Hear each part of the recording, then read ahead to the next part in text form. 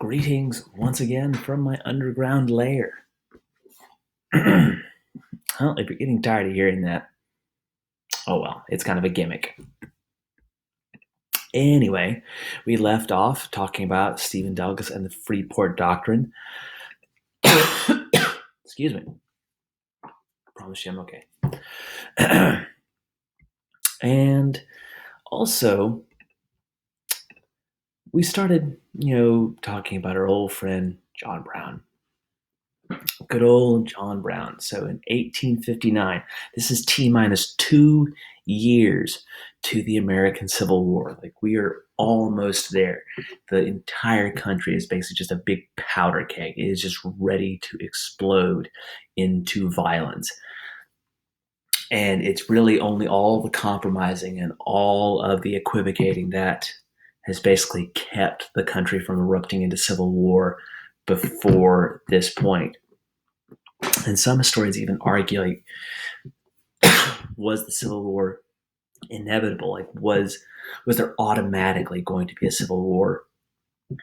Since the country was founded, there was already a divide between North and South, free and slave, and there were already growing divisions in culture and society.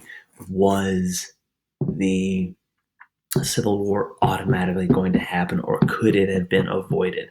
It's a very big question that historians continue to grapple with. But in any case, according to the history we've already gone over, we're marching on the road towards civil war, and this man right here, John Brown, definitely wanted to take the violence to the South. He and his sons got together and they wanted to seize federal weapons from a military supply depot, arm slaves all throughout the South, and just instigate a massive slave uprising. So they attacked a federal arsenal, so this big supply of weapons and ammunition in Harper's Ferry, Virginia. So the future heart of the Confederate States of America, he and his sons attack it. They seize the weapons, and they have former slaves on their side. And everything seems to be going great at the start. And then things rapidly spiral out of control because not long after they seize the depot, after they seize the weapons, but they are surrounded by U.S. Marines who are led by General Robert E. Lee.